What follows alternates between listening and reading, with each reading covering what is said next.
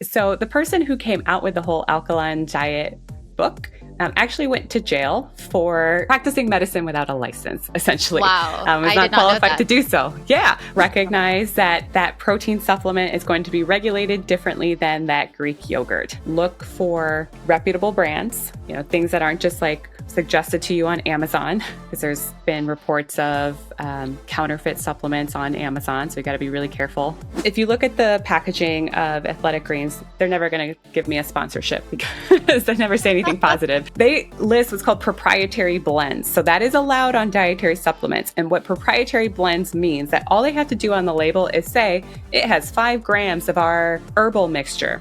And then it just lists all the different herbs in there. It does not tell you how much of each of those herbs are in there. Some of the herbs and botanicals that I've seen in that product have been known to be things that can interfere with metabolism of some drugs. Yeah, I'm not saying like never take a supplement. There's a time and place, but to have that transparency, because especially when going through active therapy on different medications and they're monitoring for adverse effects, we don't really want to run that risk of something, an adverse effect that's actually caused by your supplement, not from your treatment. Hi, I'm Bisma, and you're listening to The Other C Word, a podcast about all things cancer from a stage 4 breast cancer warrior. We cover health and wellness, mind, body, and soul. Plan to leave each episode with hopefully some new insights and inspiration. Let's get into this week's episode. Welcome back, everyone. Today, we've got a very special guest joining us, Krystle Zuniga. She's doing some amazing work in the cancer nutrition space, and I can't wait to hear what incredible insights she'll be sharing with us today. Krystle has a PhD in nutritional sciences and is a registered and licensed dietitian. So we're definitely in good hands when it comes to discussing all things nutrition today. She's also board certified in oncology nutrition, which means she's an expert in how we eat impacts cancer prevention, treatment, and recovery. She also takes it one step further. Krystle is a clinical cancer exercise specialist. So not only focus on nutrition, but also how physical activity plays a role in improving outcomes during and after cancer treatments. Krystle, welcome to the pod. Thank you so much for being here. Thank you so much for the invitation. I look forward to Yeah, our conversation today. perfect. Me too. So what I really love about your approach is that you're all about evidence-based information. So you're cutting through all of the noise of like trendy diets and myths and getting down to what's actually scientifically proven. So what I was thinking we could do, maybe if you're okay with it, is playing a little game of myth or fact. Does that sound okay? All right, let's see. Okay. All right, let's do it. So I've written down 10 statements about cancer or nutrition, and would love to get your take on them. So after I say each one, you'll just say myth or fact, and then also if you want to add in, just a little bit of reasoning around it. Okay, let's get started. Number 1, sugar feeds cancer and makes it grow faster. Ooh, probably the number one. This is one you're already starting off with a tricky one here. So there's the fact that sure, cancer cells utilize glucose, and we know that they're dividing at a faster rate. So they certainly are utilizing glucose, but incorporating carbohydrates in your diet is not going to make the cancer progress further as well. So there's this nuance in that one. Like, yes, they do utilize glucose, but so do all the other cells in the body. And cancer biology and metabolism is a little more complex than just avoid sugar and then cancer is going to die. Got it. That makes sense. Okay. Eating grilled or charred meat increases the risk of cancer. That is a truth that we do have evidence that meat, in particular red meat, and can increase the risk of colorectal cancer. Oh, interesting. And is what about the charred grilled component? Sure. So the proteins in the meat can react with this high heat to form these compounds that are identified as carcinogens. So when they get to the gut, they can cause some damage to those intestinal cells. So we do want to try to limit red meat in the diet and, if possible, try to avoid some of that charring, really high heat cooking. But you said I'm from Texas, so we got I barbecue know. around here, but on occasion it's okay. But that is something to try to be mindful of. Okay. Okay. Got it. Interesting. Microwaving food in plastic containers can cause cancer. I wouldn't say would cause cancer, but we do know that there are chemicals within plastic, concerned about some microplastic accumulation, that when you microwave it at that high heat, that can cause some of those chemicals to leach into your food. So that's one of those things where it's just a simple swap where you could put it into a separate container, your dishware, glass, that won't cause that leaching from the plastic. Just a side question. What about storing food in plastic containers in the fridge? Is that an issue? So it would a little more concern is about the heat. So if you put something that you just made and then are going to dump it into that plastic container, that could cause some of that leaching to happen. Also, more acidic foods, like say a tomato sauce, for example, that could cause some of that leaching to happen a Leaching. little easier. Yeah. Okay. Okay. Got it. Okay. Myth or fact? A plant-based diet can prevent cancer. Sure. I like to be mindful of the use of the word prevent. When we talk about it in public health, we are talking about risk reduction. Like we have our cancer prevention recommendations. It's about strategies that can reduce the risk of developing cancer. And yes, one of those 10 evidence based recommendations is to eat a diet rich in whole grains, fruits, vegetables, beans, and legumes. So plant based. I always also give that caveat that that does not mean vegetarian or vegan. So I like to use the term perhaps plant forward, that most of your diet is plant foods. Artificial sweeteners are worse for your health than sugar itself. Ooh, yeah, that's one that's coming up. So we also have in that cancer prevention recommendations to limit the intake of sugar sweetened beverages. Uh, and that is because of their relationship with obesity and contributing to potentially weight gain because they're very calorically dense. People can, with no nutritional value, and people often consume more than just a small can of soda. So then there's the idea, well, what if I still like that, but I want to swap to artificially sweetened beverages? Right now, we don't have any strong evidence that it is going to increase someone's risk for cancer. And I understand where that gets confusing because last year, IARC determined that aspartame, which is often used in some artificially sweetened beverages, was identified as a carcinogen. Now, what they do is just identify if it's a potential carcinogen.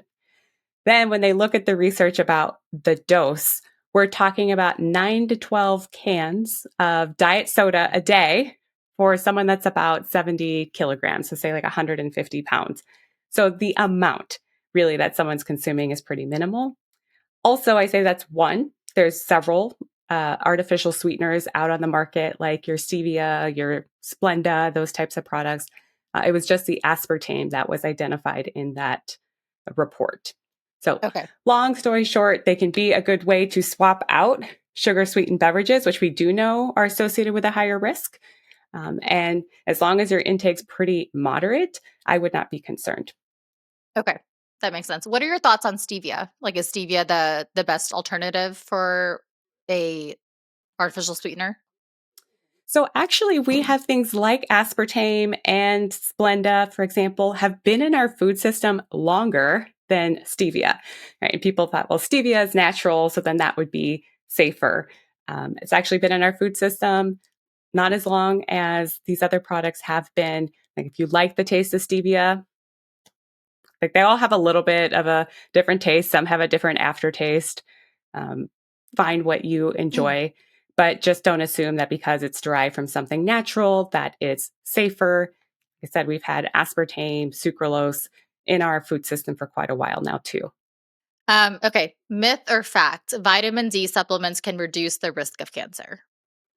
That's a really good question. So, in relationship to breast cancer, for example, a report came out last year that showed that vitamin D insufficiency, so a deficiency, was associated with a higher risk of mortality. Right. So, we do know that having inadequate vitamin D levels may raise someone's risk of either developing cancer or having poor outcomes. What I do like about vitamin D is that doesn't mean that everyone should take a supplement then. It's like we know that there is a threshold of a level in the blood that we should try to be aiming for. So that is something that someone could get easily tested through some blood work and determine if you're sufficient. If you're sufficient, then you're probably getting enough from synthesizing it from our sun exposure or getting enough from your diet. If you're low, then you can take the right supplementation to get up to the levels that you need to and maintain it. So with that one, I always say, yes, we want to pay attention to our vitamin D levels, but we don't just want to guess how much we should be taking. Don't guess that Yeah. everyone should be taking it. You can actually get some information that can help guide you a little bit better. Is it true that, or is there any association with people of color or South Asian descent having traditionally lower vitamin D? That's something I've heard on the streets, but I wasn't sure if there's any data around that. Yeah. Actually, we do see higher rates of vitamin D insufficiency in Hispanic or Black populations because, as I mentioned, one of the ways, and probably the primary way that Americans are getting their vitamin D is through sun exposure because it's not very abundant in our diet, other than, say, some fortified dairy products or fatty fish. People aren't really getting a lot of vitamin D from their diet, but we have the precursor right in our skin. So when UV hits that precursor that's in our skin, it gets into the form of vitamin D that can then be activated to its fully active form in our body. So if you, just like you don't burn as easily if you have darker skin, you have that melanin that's keeping that UV from hitting that precursor to get into that form of vitamin D. So yes, that is true that we tend to see some lower rates in those populations and why it might be a little more important for them to check that their vitamin D levels are sufficient. And then also like we see around the winter time based on latitude to where those northern latitudes, they're not out in the sun as much in the winter. So they might have some higher prevalence of vitamin D insufficiency. Also older adults tend to accumulate less of that precursor in the skin and are going outside less. So those are all at-risk populations. Okay, cool. That's great to know. Okay, we have a couple more. Let's see.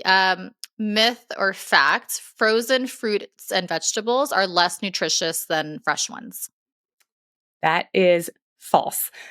We do know that sometimes even the frozen, because they tend to be picked a little bit later because they don't have to go through the whole processing to get picked early, packaged, shipped to your grocery store, sit on the shelf, get home and sit on your counter or in your crisper drawer, that they're sometimes picked a little bit before their peak ripeness versus those that are used for maybe frozen or canned can be picked a little bit later because they're going to be processed and preserved. There has been actually some research on this with relationship to some of the antioxidants in berries. They found that the frozen had just as much as the fresh, if not even just a little bit more. With canning, we do have some heat that can be applied in those instances. So you might lose a little bit of vitamin C, for example, because vitamin C can be broken down by heat.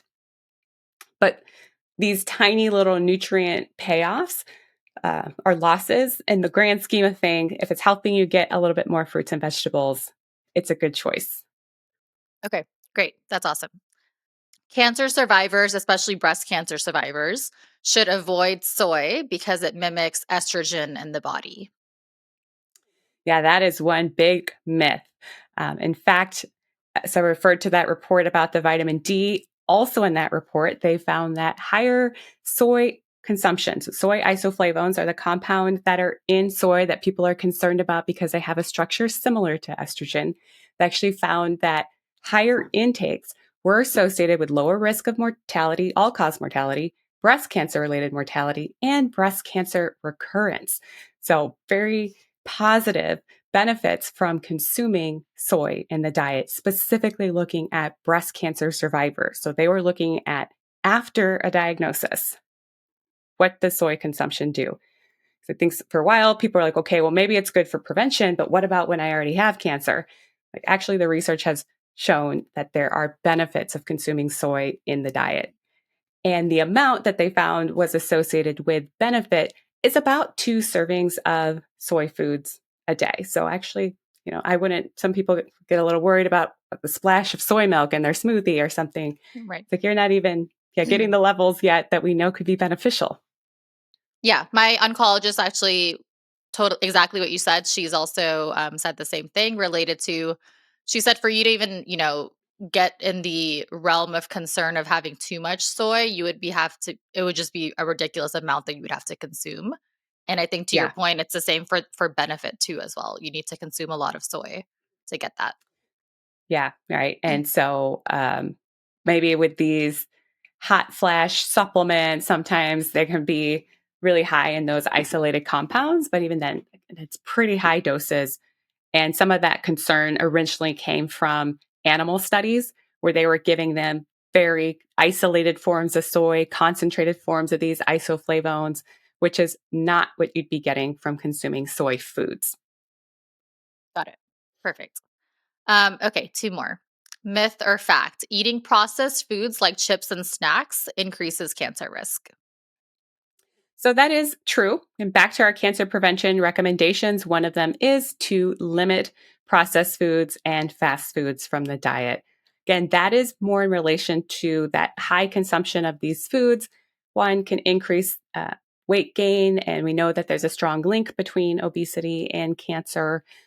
Also, if there's a lot of processed foods in the diet, that tends to displace the nutritious foods that we've talked about, like the fruits, the vegetables, the whole grains. So if there's more processed food in the diet, it's displacing the more nutritious foods in the diet. There's some concern of maybe some potential exposure to some carcinogens depending on the processed food, right? And so a diet that is very high in those may be concerning. But I always like there's been a lot more attention about the term ultra processed food. And I like to give that little caveat there that whole grain bread would be considered ultra processed, right? In that classification, which is very different than a donut, a baked good package, like a Twinkie, right? They're both in that ultra processed category, but their nutritional profile varies a lot. Got it. That makes sense. Okay, and then the last one, myth or fact? Taking high doses of vitamin C can help cure cancer. That is a myth. We'll say there is some small evidence using IV vitamin C that might have potential benefit in small trials, really not well studied. And when you're taking high doses of vitamin C, whatever your body does not need, it just pees that one out. That is an example of one of our water soluble vitamins. We don't really have storage for extra vitamin C for later. So it's just going to be urinated out. Vitamin C, if you're eating your fruits and veggies, you can be getting enough vitamin C from your diet. Okay, so like those vitamin C infusions that you hear a lot about that are really pricey, you don't Mhm. necessarily think there's benefit to those. No, I do not think that the evidence is strong enough right now to support that. And in fact, there is some concern too of potential interactions with some therapies. Like, for example, the way that radiation works is that it's inducing a lot of oxidative stress. It's meant to cause so much oxidative stress that it damages the DNA of those cancer cells so that they can't recover and they trigger cell death. So, giving something that is an antioxidant that can help quench some of that oxidative stress, it's actually reducing the amount of stress that's supposed to be put on those cells that triggers them to die. Got it. Some chemotherapies work very similarly too. That part of it is kind of inducing enough of this stress that the cancer cells can't deal with it, and then that triggers cell death. Versus if you start quenching some of that stress on those cancer cells, that can actually help them be able to adapt a little bit, or the more resilient ones get to survive um, as well. So there is some concern about the use of high dose antioxidants. So vitamin C is an example of a antioxidant. So high doses, like receiving a very high amount from a supplement or through an IV, may actually be contraindicated for some therapies. Okay, great. That's really helpful. Um, okay, so you mentioned a few times your these cancer guidelines. Maybe now is a good time if you can talk us through a little bit of like, what those are and what you've really seen from an evidence-based standpoint of what actually works and, what Mhm. your suggestions are. Sure. So the guidelines that I've been referring to are the cancer prevention recommendations, and those come from the American Institute for Cancer Research and the World Cancer Research Fund. and those are nonprofit organizations. And that what they've been doing for decades now is that they gather the evidence in relationship to nutrition and lifestyle factors and their association with the risk of developing cancer. They have experts come together and review that research. They do statistical analysis to put all the studies, for example, on red meat and cancer, put all of those together, do some statistical analysis to see what is the risk. Because we're not basing these recommendations on one study. Like, oh, this study found that vegetables are bad, therefore take them out of the recommendations. They look at the body of evidence. And so they publish a report, like the very long, hundreds of page report, if you'd love to delve into that a little bit further about how they develop it and all of that. But what they really do that's special and unique is that, okay, based on what we've got from all the statistical analysis and what we're seeing, let's put this into actual recommendations that we can give the public. So the evidence seems to be pretty clear that more plant-forward diets are associated with a lower risk of cancer. Right? Or we're seeing this trend that red meat increases the risk of colorectal cancer. Let's make a guideline around that. So kind of summarize how they develop this. Again, this is nonprofit organization that gathers together experts in the field to look at the current evidence, summarize that evidence, and publish these recommendations. So their latest update was in 2018. And now they do what's called a continuous update project. So as new research comes out, they'll update the report. And I mentioned one of them, for example, last year they published one in relationship to breast cancer survivors. So specifically looking at breast cancer survivors. What's the evidence there? They published one in colorectal cancer survivors. I'm there. So I have to say, like, this isn't like, oh, that's from so long ago. No, they are updating this, keeping up with the evidence. Yeah, because this is a growing field of research. And what I think is pretty cool about like this decades of research is that, yes, they're continuously looking at the data and it's just getting stronger in the same things, those cancer prevention recommendations. And yeah, we can certainly go into some of them if you'd like, but just like to lay the foundation of where they're coming from. It's not just like a group of people who think red meat's bad, vegetables are good, who tell everyone to do that. There's evidence. No, I definitely want to hear them. I think this is great. I think a lot of what you hear from, other, I don't want to say other nutritionists, but other people online, you just hear a lot of noise and it's not backed up with this research. And so I definitely want to hear about it. Before doing that, I do want to ask a question clarifying. So preventing cancer versus someone who already has cancer, are there Mhm. different guidelines for those? Or once you have cancer, should you also focus on these prevention guidelines? That's a great question. So they specifically state that for after diagnosis to follow the cancer prevention recommendations. Um, I will add there too that unfortunately, the area of research is not as strong as what we have for primary prevention. But now that we have more cancer survivors, there are now more cohort studies where they're following specifically cancer survivors over a period of time. There is going to be more evidence out there. And as I mentioned, the breast cancer survivor report and the colorectal cancer survivor report that came out last year, both of them identified themes that aligned with these original cancer prevention recommendations about eating a more plant forward diet, limiting the processed foods, eating more whole grains. So I think that's promising about the two cancers that we know are more common and that we have Mhm. more data on are actually supporting those primary prevention. Okay. Okay, that makes sense. And then I have metastatic disease. So Mhm. I'm wondering, does that fall into somewhere in the middle of these buckets or is more on like I guess it's similar. Like there's probably not a ton of data around it, but like someone who does have metastatic disease could also follow these guidelines and see some benefits from it.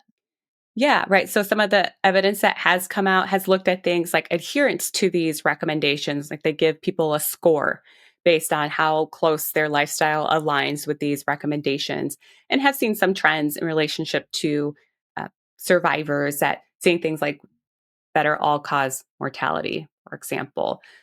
Some treatment outcomes. That's starting to emerge because those are more relevant outcomes for populations such as yours. Got it. Okay, great. Let's get into it. I'm really excited. I want to hear all about these guidelines. Yeah, sure. So, one of the first ones is to be a healthy weight. I personally hate that term that they use. But if you read the report, they're talking about really that link between obesity and cancer. Obesity is linked to 13 different cancers. So, one of the recommendations is around weight.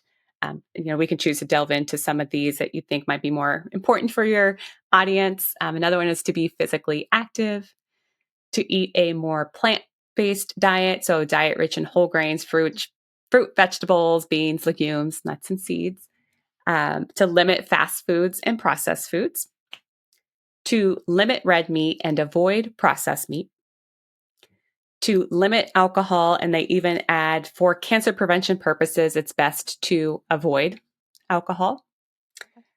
Do not use supplements for cancer prevention. That's actually a specific guideline that they put out there. Very interesting. Yeah, we can definitely talk on that one. And Yeah. then limit sugar sweetened beverages. And if you can, if you're someone who has a child, to breastfeed if you can. That has also been associated with a lower risk of some cancers. And then, as I mentioned, they state in their guidelines that for someone who has already been diagnosed with cancer, to follow those cancer prevention guidelines. Now, it's like the same boring message, right? To be active, maintain a healthy weight, eat a more plant-based diet, rich in whole foods, limit alcohol, and don't rely on supplements. And I think that's why people get maybe more attracted to the noise, because it sounds more exciting than the Yeah. messages that we've heard. Like, this aligns a lot with what we've seen for reducing the risk of cardiovascular disease and for diabetes and dementia, that we're seeing that this is just an overall healthful dietary pattern. But to know that, yes, there is actually specific evidence linking these lifestyle factors with lower risk of cancer. Okay. That's really great. I agree. It's like the same, people always say like, you should eat more vegetables, eat, less meat, exercise more. Like you hear generally these same things, but to your point, it's like this is what's proven and this is what's shown to actually improve outcomes. And so Yeah. I would like to know a little bit more. Maybe you can give some specific guidelines around activity. So, hmm like, what does being active actually entail? Like, is it certain types of exercises? Is it a certain time amount of time each day that you're spending moving? Like, what does that mean? Yeah, that's a great question. So we look a little deeper into that recommendation. Want people to limit their sedentary habits, because there has been links between sedentary time and cancer risk. And then for physical activity, they're recommending to be moderately physically active. So that can align a lot with our current guidelines of 150 minutes of moderate physical activity. Now, it's not that you have to reach 150 minutes or at no point at all. We Per just know week? that it tends to be, yeah, per week. Yeah, Per definitely week. not in Okay. one day. Okay. I I was like, always like to, that seems like a lot. yeah, great to clarify. Like, what? You don't have 2.5 hours to exercise every day? And it's just like total amount. It's not about, only those that worked out 30 minutes every single day got benefit. They're looking at the total amount of activity, and those that are more physically active are less sedentary. And so that goes kind of hand in hand. Okay. But Is walking fine? Does walking count yeah, as part of that? yeah, definitely. It depends on someone's intensity of walking. Like a stroll to the mailbox, that is physical activity, but that might not necessarily be getting your heart rate up to the level that kind of induces that stress on the body, Okay. right? Because Okay. So I think more this is like really cool. brisk walk.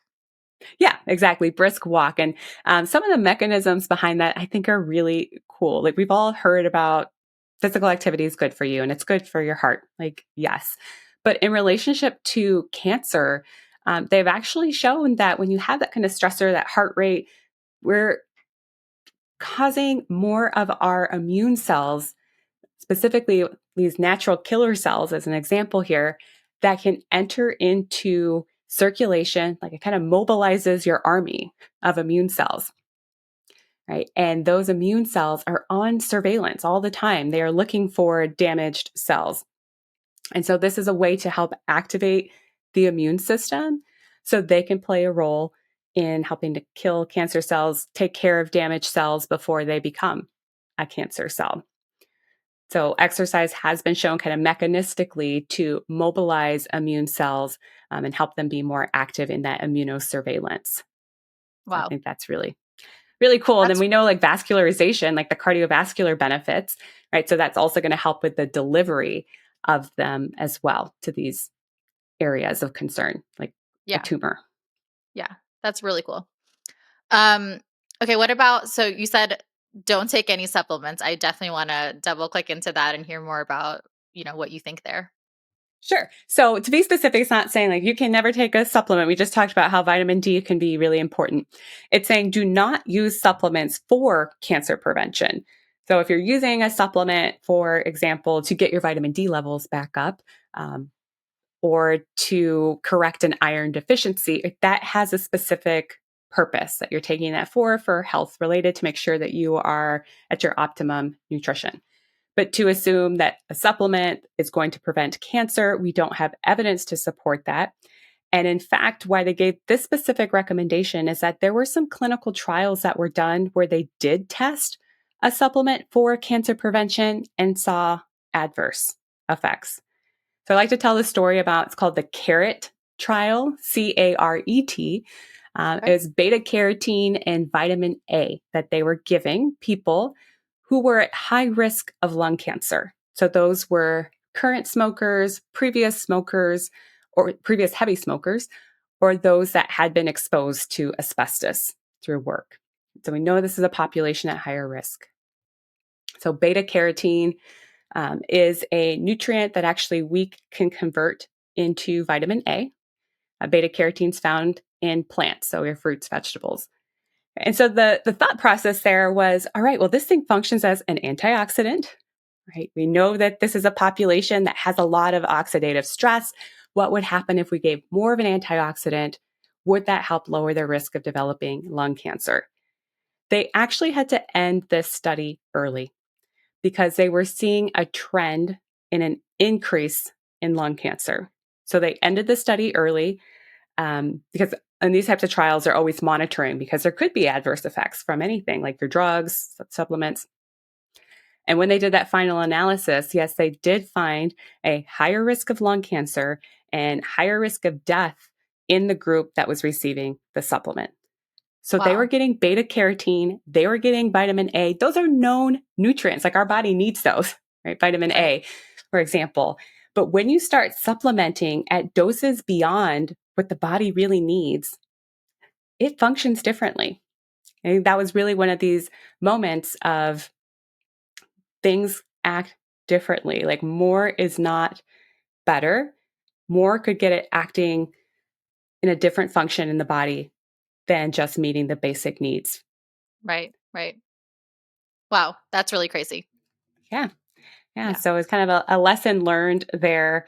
There was another trial that was done in men looking at the use of vitamin E or selenium for prevention of prostate cancer. So that was called the SELECT trial. They did not end that study early, but they did see an increased risk of prostate cancer.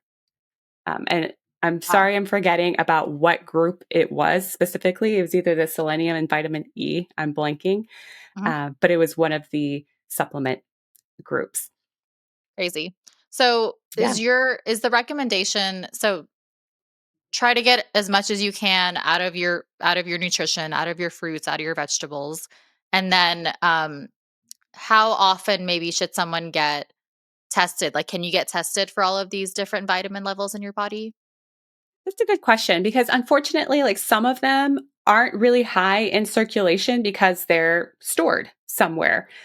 So taking a sample one day that could just be a representation of what you just ate and not a representation of long term.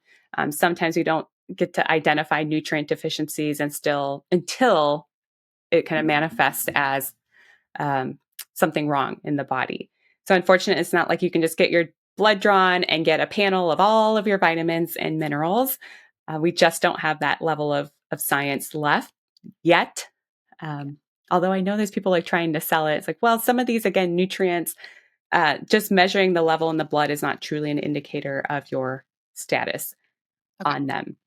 Okay. Right. And yeah, so that's when it kind of goes back to the evidence of, well, we don't have all the science on every individual nutrient. What's the best level for cancer prevention? But we do have that evidence about the dietary patterns. And, here in the US, avert nutrient deficiencies are fairly rare. Got it. Depending on Okay. the nutrient. Yeah. That makes sense. You mentioned one of the guidelines was it sugar beverages? What was that? Yes, to limit the intake of sugar sweetened beverages. Okay. And does that count? So what about like diet or like Coke Zero? What are your thoughts there? Yep, it was specifically referring to the sugar sweetened beverages. So we're talking about the sodas, the fruit drinks, the things that aren't 100% fruit juice, um, those little bottles of coffee that are mainly just sugar that taste like coffee, Yeah. energy drinks, those types of things. But it's specifically referring to the sugar sweetened beverages. So the artificially sweetened beverages do not fall into that recommendation. Okay. So like on a label, like the added sugar line.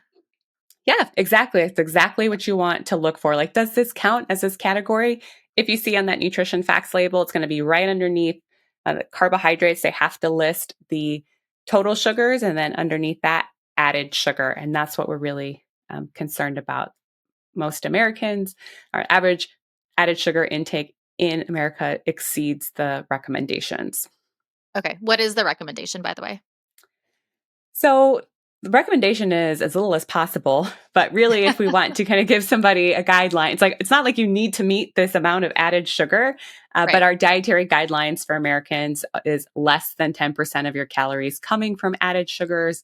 So that could look somewhere around like 20 to 25 grams a day. Okay. One can of soda usually exceeds that. Yeah. That'll get you over that. Yeah. Yeah. Mm-hmm. Yeah. Okay. So as little as possible, if you can keep it to zero, that's your best choice. But if you are going to have some added sugars, keep it under that 20 grams range for the day. Yeah. Mm-hmm. Okay. Okay, great. Awesome. So maybe we can pivot. I have a couple of other things that I wanted to talk about and get your opinion on. One of them is keto and intermittent fasting. So those are Mm-hmm. two popular, I don't know if you want to call them diets or lifestyles, but they've, really been talked about for both weight loss and then also for cancer prevention. Mm-hmm. Um, so from an oncology nutrition perspective, are these diets beneficial? Is there any evidence supporting that there is a role for them in cancer prevention or treatment? Mm-hmm. That's a great question. And it's good to start with understanding that not all cancers are the same, right? We use the term cancer, but this is an umbrella term for over 100 different diseases. And why I want to start off with saying that is that there has been some clinical evidence utilizing the keto diet in those with brain cancers. And there has been some small clinical evidence that that may be beneficial for that particular cancer group because we do know that the brain cells do have a very high demand for glucose, right? And so there could be some potential therapeutic benefit in that cancer type. But to apply that to, well, then it's going to work for kidney cancer and breast cancer and lung cancer and adrenal cancer. They're all different. They're all different. And we don't have a lot of evidence in these different cancer types. And unfortunately, some of the clinical evidence that has come out in some cancer types, one of the biggest barriers in trying to see if it truly could have a benefit is that there's very poor adherence to those diets. I think anyone who's been going through cancer treatment can testify to this, that it's really hard to even eat some days. Yeah, And to say, well, maybe bread was all you could really get down that day. We know that tends to be people's comfort food. Then to say, no, you can't have that either. right. So, unfortunately, when it comes to the ketogenic diet, there has been very limited evidence because of small trials, poor adherence. They're looking at a variety of cancer types. So, it's really hard to say that that benefits in glioblastoma is going to apply to someone that has lung cancer, right? As far as intermittent fasting, that's also something that's been a little tricky to study because people have their different definitions of intermittent fasting about the fasting windows. There's like the alternate day fasting, there's the time restricted eating. There's what's been studied a little bit more is called the fasting mimicking diet, where Okay. they're still providing some calories, but they're keeping it low enough in carbohydrates and protein that it's not supposed to stimulate insulin, and it's supposed to mimic what fasting would do while still giving some people some nutrition. Fasting mimicking diet and some of the small clinical trials that they've done has shown some potential promise in maybe reducing the severity of treatment related toxicities, like the lowering of the white blood cell count, like the nausea, those types of side effects. The evidence is relation to what really matters, right, is those treatment outcomes, and we don't quite have yet. They are studying it. There's lots of ongoing trials right now looking at these different, what we call metabolic therapies, trying to target the cancer cells' altered metabolism.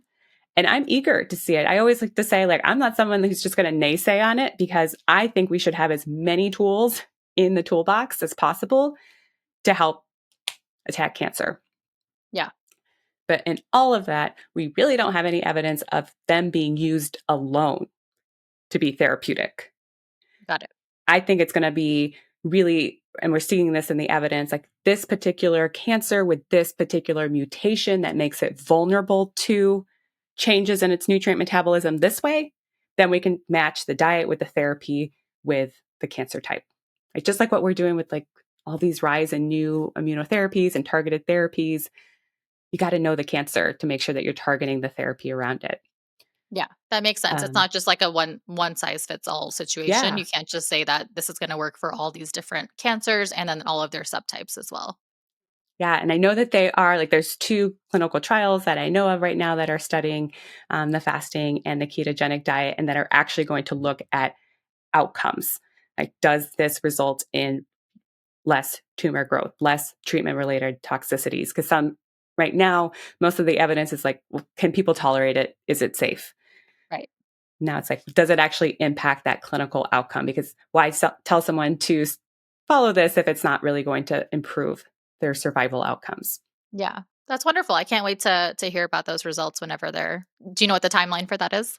Oh, right. It always I know. depends, right? It always Yeah. depends on. Yeah. It's interesting because I saw at a conference this past summer where they were really just talking about the whole process about how they had to do the small trials first, then get the funding, then get the Yes. approval. They're still recruiting for people then to look at things like survival. That's going to take a while. A while, yeah. But sometimes they Yeah. do they will release like early Yep. findings, right? Yeah. Yeah, Yeah. yeah, Okay. exactly. Especially with things that's such a hot topic like this, we'll probably see some interim analysis about maybe looking at after a couple of chemo cycles, what they're Yeah. seeing, because this is really important research. Yeah. Definitely. Um okay, so the next thing I wanted to ask you about is we hear a lot about like having an alkaline environment in the body. So like, Hmm. like this is what people are saying. So cancer indicates that you have an acidic environment. So if you counter that with an alkaline environment in your body, that'll help, the cancer from growing. Is Hmm. there any truth to that? Is that just a theory? What are your thoughts there? Great. So the person who came out with the whole alkaline diet book actually went to jail for practicing as a doctor when he does not have a medical. So practicing medicine without a license, essentially, Wow, was I not did not know qualified that. to do so. Yeah. But the book took off, and then it's just so fascinating to kind of look at where did this come from and then how it all got transformed. And the alkaline diet, right, was based on this theory that you change the pH of the body and then cancer can't thrive in an alkaline environment. So there's also this little derivative of, well, we do see that around some cancer cells, it can have a lower pH. It tends to be a more acidic environment, but that is not because acidity caused the cancer. Through cancer cell metabolism, they are creating a more acidic environment that helps keep immune cells out from killing it. So that's beneficial for it. As these tumor cells or tumors grow, there's less oxygenation to them. So they're actually relying on what we call this metabolism, where they have a byproduct of lactate, and that lowers the pH. So they're kind of forced into this metabolism as well. So that creates more acidity in that environment. So I always like to say, like, there's like these little grains of truth, right? Like, sure, we do tend to see a more acidic microenvironment in that area, but it's because of the cancer, not because of the diet. Because thankfully, we cannot change the pH of our body through diet alone. That would be very dangerous. We'd all be walking on a little seesaw to not die, because we have to maintain a very narrow pH in the body. And our lungs and our kidney are doing that for us. So our diet does not change the pH of our body.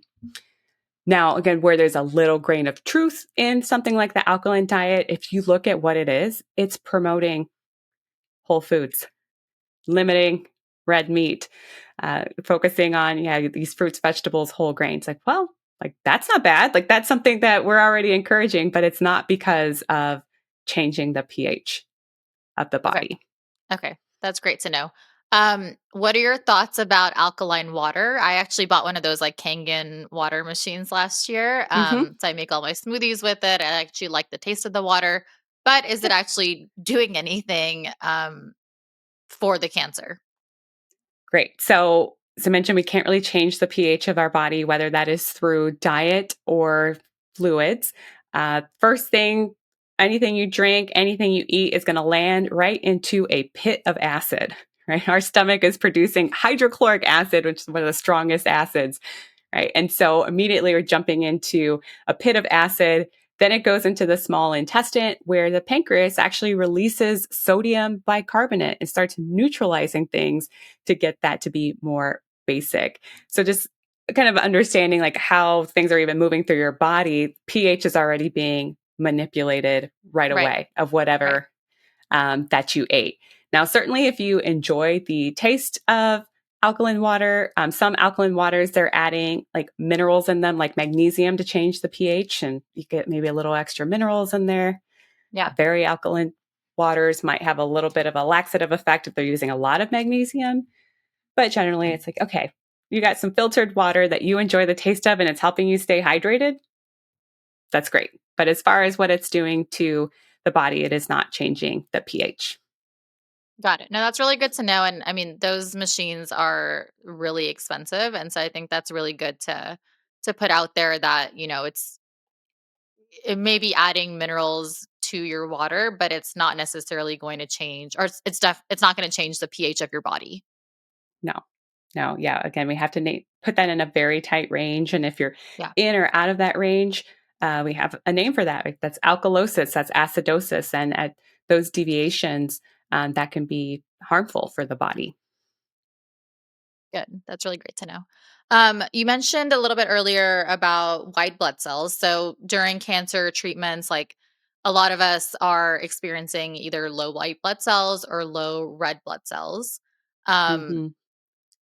what are there any recommendations that you can give us around foods um, that we can incorporate into our diet to counter the effects of that?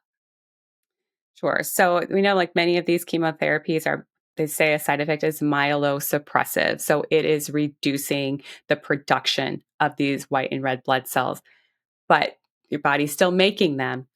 But if you do not have the right building blocks in place, it's going to be a lot harder to make them.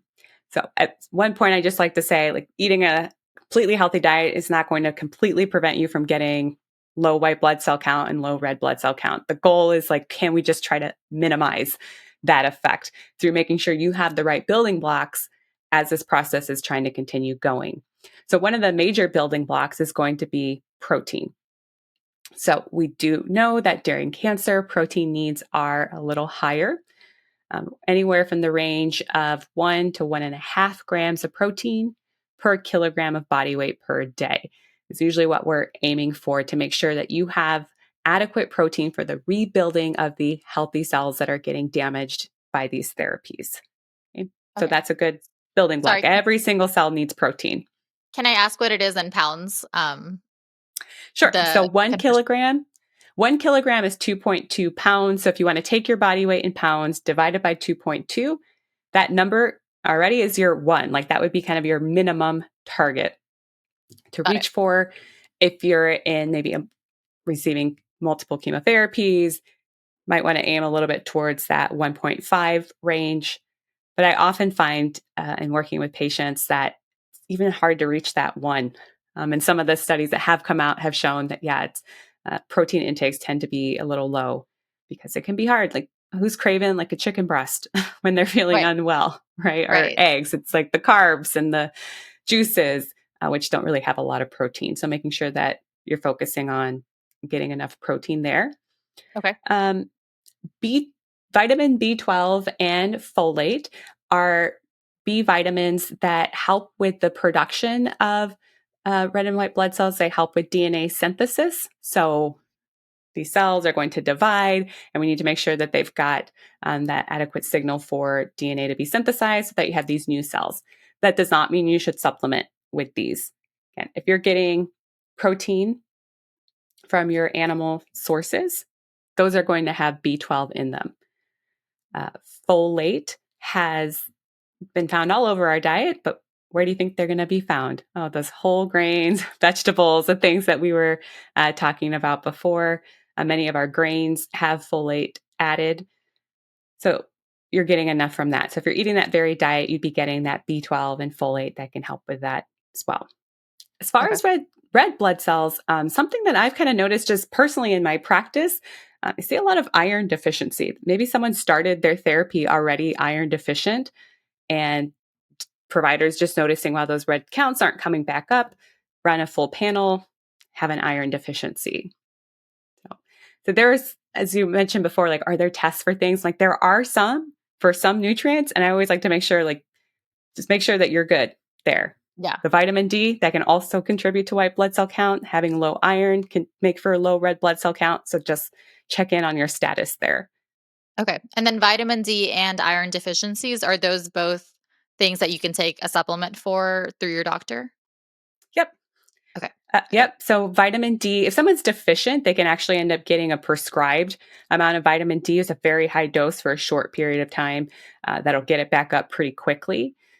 It's taking 1,000 IU supplement every day. You're going to get a very slow rise. And when you're in active therapy and we want to get you back up to more optimum levels ASAP, they could prescribe a high dose for you. Same thing with iron.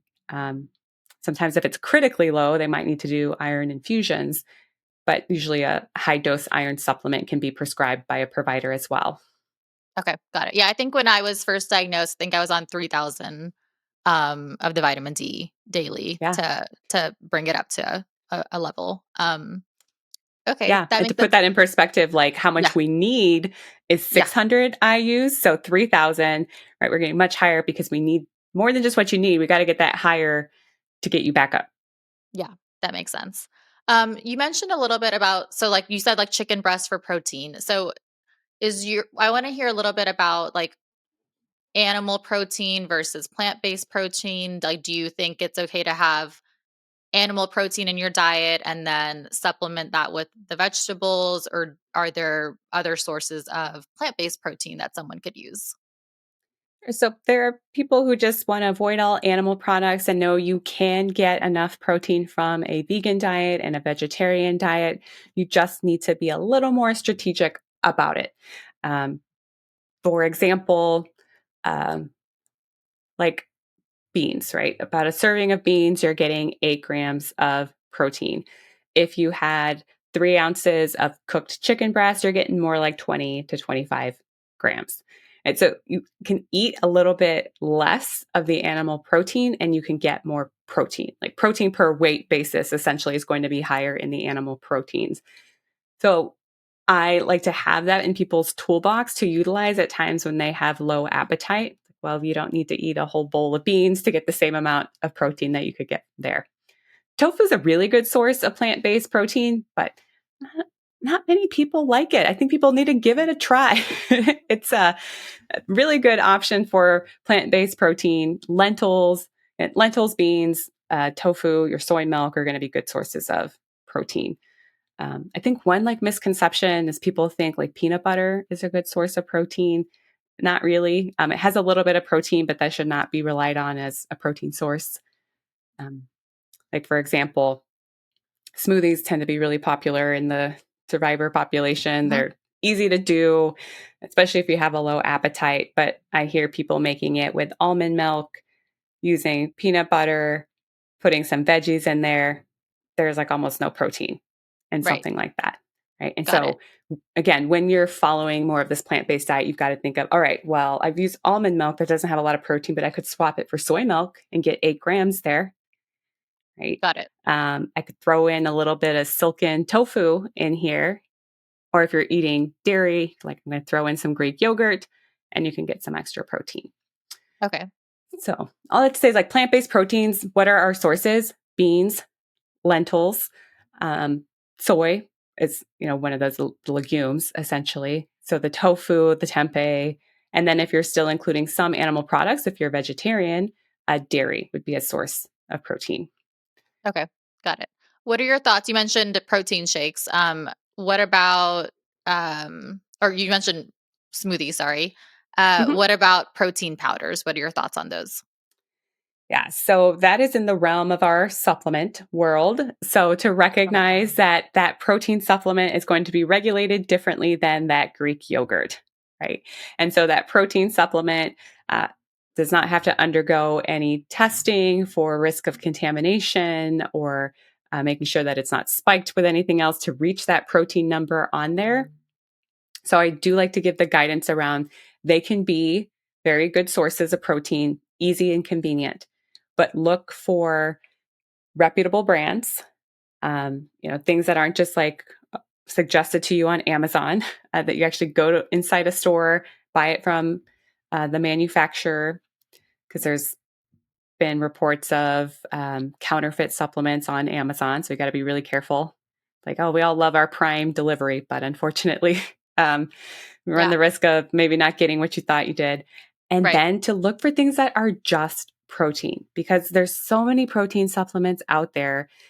The market is trying to differentiate itself by saying, like, well, we added greens powders, we added probiotics, and you don't need all that.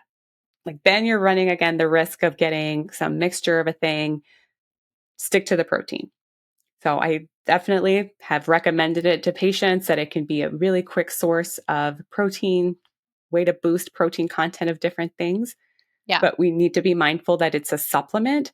And so we need to be just a little bit more careful about how we're choosing that protein supplement. Got it. Got it. That makes sense. And then actually, that just reminded me, my husband specifically asked me to ask you your thoughts on AG1. He has that every Oh, day. It's like that green powder. Is that mhm. considered a supplement? What are your thoughts on it? Yes. So that is considered a supplement. I have generally recommended because if you look at the packaging of athletic greens, like they're never going to give me a sponsorship because they never say anything positive for them, is that they list what's called proprietary blends. So that is allowed on dietary supplements. And what proprietary blends means that all they have to do on the label is say it has 5 grams of our herbal mixture. And then it just Mhm. lists all the different herbs in there. It does not tell you how much of each of those herbs are in there. Some of the herbs and botanicals that I've seen in that product have been known to be things that can interfere with metabolism of some drugs.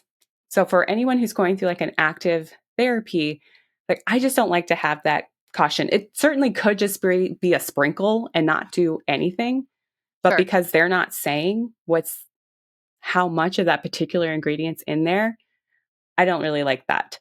Um, so Got I it. just give a little bit of extra caution there. Yeah. It's Like the greens, it's transparency is not there.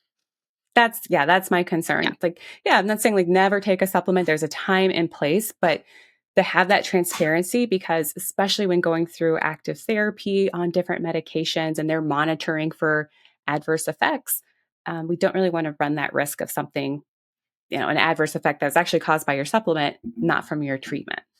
Absolutely. Yes. Okay, great, Yeah. Krystle. This was really awesome. I really enjoyed the conversation. I learned a ton, and I think people listening in will definitely benefit from this. How can people get in touch with you or learn more about your work? Great. I really appreciate our conversation. I was like, wow, an hour went by already. I know. Cancer Nutrition HQ. I am on Instagram, and I also have a website, but that's where you can learn a little bit more if you want to work with me. I do offer some one-on-one sessions there, but really I got on social media as a way to kind of go through some of these myths that we've talked about today and try to give some evidence-based information through all of the noise that I know many survivors are hearing. Yes, we really appreciate it. I mean, your Instagram is one of the places that I go to the most for when I hear these things. Like, should I, does it make sense? And I think the fact that you're evidence based and you do all the research and you make it available to the broader public is just so appreciated. So thank you for doing that. Thank you. Really appreciate that. Thanks for listening to The Other C Word, hosted by Bisma. New episodes drop Mondays. Connect with me on socials at Bisma, and let's all learn, grow, and inspire each other.